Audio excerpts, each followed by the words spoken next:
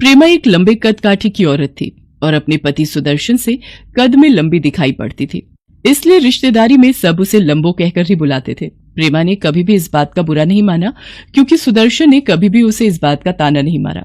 प्रेमा का बेटा दीपक अपने पिता के कद काठी जैसा ही था और एक कंपनी में नौकरी करता था। प्रेमा आजकल उसकी शादी के लिए लड़की ढूंढ रही थी। क्या बात है प्रेमा, ये फोन में इतने ध्यान से किसकी फोटो देख रही हो? अरे वो ममता जो शादियां करवाती है, उसने कुछ लड़कियों की फोटो मोबाइल पर भेजी है, पर इसमें से एक भी लड़की पसंद नहीं आ रही। अच्छा, देखो देखो, वैसे दीपक की नजर में कोई लड़की हो तो एक बार पूछ लो। पापा माँ को ये काम करने दो ना, मेरी नजर में फिलहाल कोई लड़की नहीं है। अच्छा मैं चलता हूँ। प्रेमा ने बहुत सी लड़कियों की फोटो देखी पर उसके मन को कोई लड़की नहीं भा रही थी। एक दिन प्रेमा मंदिर गई तो वहाँ कीर्तन हो रहा था। उसने देखा एक बहुत ही भोली भाली प्यारी सी लड़की कीर्तन में भगवान कृष्ण के भजन गा रही है। प्रेमा को उस लड़की की मीठी आवाज बहुत अच्छी लगी। उस लड़की का नाम तुलसी था। तुलसी एक बौने कद की लड़की थी। तुलसी के माता पिता उसके लिए जो भी रिश्ता देखते, बौना कद होने के कारण मना हो जाता। तुलसी में एक अच्छी संस्कारी बहू के सारे गुण थे। प्रेमा अब रोजाना मंदिर जाने लगी और एक दिन प्रेमा ने तुलसी की माँ मालती से शादी की बात कर ही ली।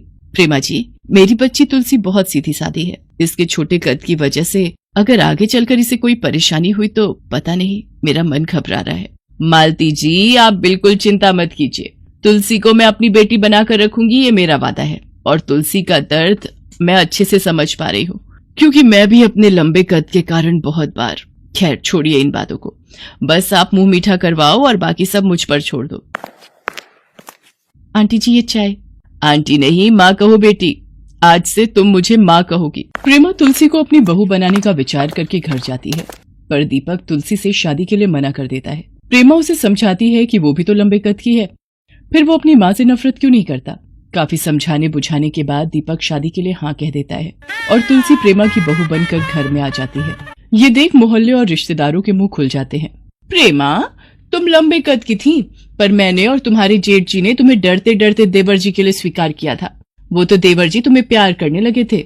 वो तो अच्छा है, दीपक का कद सुदर्शन जैसा निकला है और तुम्हें दीपक के लिए पूरे इंदौर में कोई लड़की नहीं मिली जो तुम इस बौनी को बहू बना लाई। अब तो हमारा आने वाला खानदान बौनों का खानदान कहलाएगा जब दीपक के बौने बच्चे पैदा होंगे। माँ मैंने कहा था ना, मेरी शादी बौनी लड़की से मत करो। सब लोग गुस्से में चले जाते हैं। दीपक भी तुलसी से सीधे मुंह बात नहीं करता था, लेकिन प्रेमा तुलसी को बहुत प्यार करती थी। मोहल्ले वाले कई बार उन दोनों को बौनी बहू लंबी सास कहकर बुलाते, पर वो दोनों नजरअंदाज कर देती थी। सुदर्शन भी दोनों सास बहू का प्यार देखकर खुश होता था। प्रेमा दीपक को कई बार समझाने की कोशिश करती, पर दीपक के मन में अपनी ताऊ की कही बात घर कर गई थी।